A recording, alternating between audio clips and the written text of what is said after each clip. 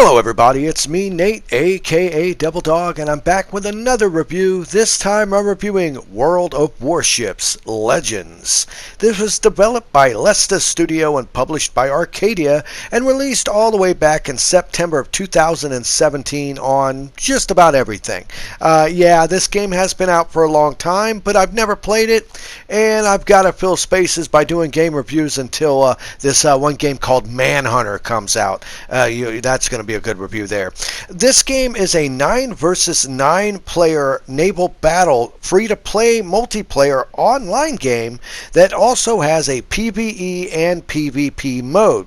It is a very slow yet tactical shooter where your ship generally will have two different types of weapons based on what ship you're piloting, either mortars, guns, and if you're one of the lucky ones on PC that got the extra ones, you can get submarines to have torpedoes as well. Now in the PvP mode, it's against all other players and some AI bots. Nothing really special there. It's just you go out and kill them all and try to be the last one standing. And PvE mode has 3 different modes you can play on: your standard mode, domination, and epicenter. Figure out what they are. It's kind of self-explanatory. Standard is you go out in groups and try to defeat the bad guys. Domination is you want to make sure to take over and hold land areas.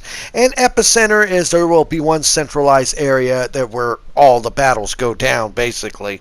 Now, this game has 4 different types of ships in it that I've noticed, at least. They're cruisers, destroyers, aircraft carriers, and battleships. I know PC got a couple other ones, including submarines and stuff, so it's kind of interesting with that the home versions didn't really seem to get the same stuff the PC version got.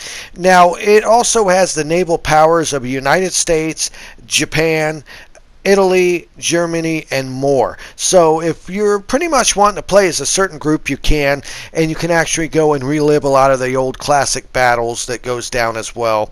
It's actually pretty decent for a free-to-play game.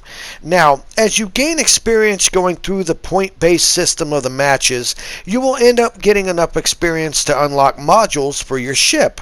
And they're used to basically upgrade your ship, like your weapons, the way you move, how fast you go, turn radius, stop, all the good stuff, all the good upgrades. And once you fully upgrade your ship, you can go either to the next ship or achieve elite status. And with elite status, you get a bunch of other stuff as well, including being able to upgrade your commanders. You get skill trees and different perks. They will become available once you hit elite status.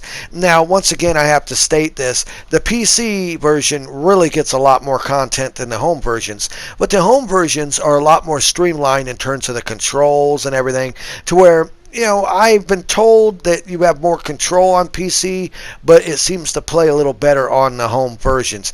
I can't say if that's true or not. Probably not. Now, I will have to say, with dozens of ships that you can captain and multiple different environments to play in, it's a very, very fun game. And for a freemium game, I actually say it's pretty decent. But there is one major downfall to it since it's a free-to-play game. That's right, it has microtransactions up and down the wazoo. And you can buy it with real-world money. Yes, that's right. Now, I haven't dug deep enough into this to see if you can actually use real-world money as a pay-to-win, but I do know you can unlock stuff just by playing through the game. But naturally, since this is a free-to-play game, they have it set to where you have to grind forever to get enough points to really unlock something really substantial. While you can just go in and with real money buy the doubloons or whatever they're called and just unlock it straight from the start. So I guess kind of sort of it's got a pay to win aspect to it, but it's not as egregious as some games out there. But yeah, they shove the microtransactions down your throat. I mean, it's not like before every match you got it popping up, go to the store for this.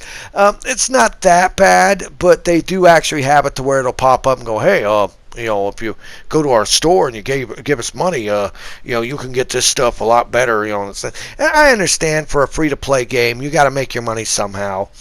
But it's a little bit on the egregious side in terms of how much they have stuff monetized in this.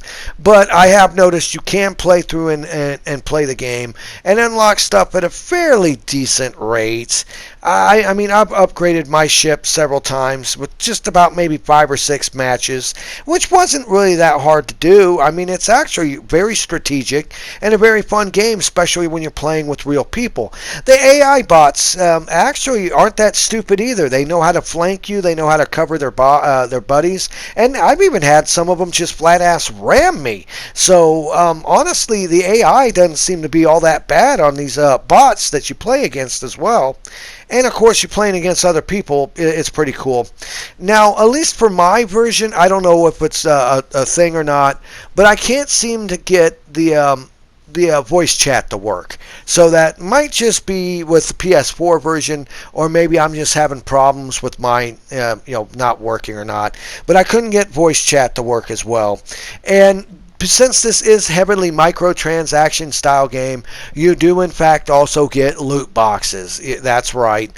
For every so many matches you play, you'll get a loot box that you'll open that'll have a random item in it or an upgrade or something like that. You've all been over this before. You basically know what you're going to be dealing with this game. Honestly, hands down, any free-to-play game, you know they're going to have some sort of deal with a microtransaction or store to try to get that money.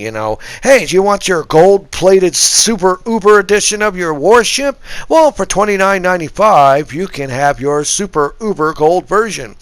I mean, I understand you got to make money to keep the game online somehow. And fortunately, this is not as bad as some free-to-play games I played, where every 2 seconds it'll pop up something on the screen that blocks your view. $29.95, $19.95, $29.95, $4.99. It doesn't seem to do that. And they do seem to have a lot of different content they add to this game throughout in its seasons. It's got some seasons modes. It's got clans you can join. It's also got like holidays, special events that they add every so often. So it's been around for a long time, and visually, graphically, it is a beautiful game. The details they have on the ships are immaculate. They did a very wonderful job in making these virtual renditions of these ships look as friggin' close to the real thing as possible.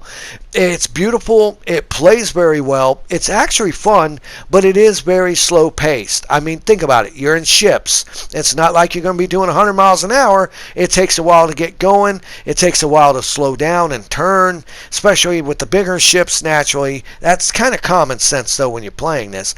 But hands down, I'll have to say, other than the abundance of the cash shop that they have in this, and a lot of the loot boxes and stuff like that, I've had a lot of fun with this game. It is actually really fun learning how to strategic place your ship in a way to where you can fire on the enemy but try to avoid having him hit you. The ability of backing and getting away when you're injured to try to get your ship fixed in time. Teaming up with other AI bots and buddies to help double and triple team these enemies.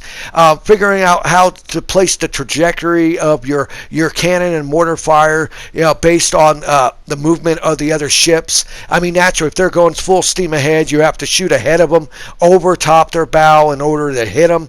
Hands down, this is a fun game. I actually really like this, but just keep in mind it is very, very slow paced.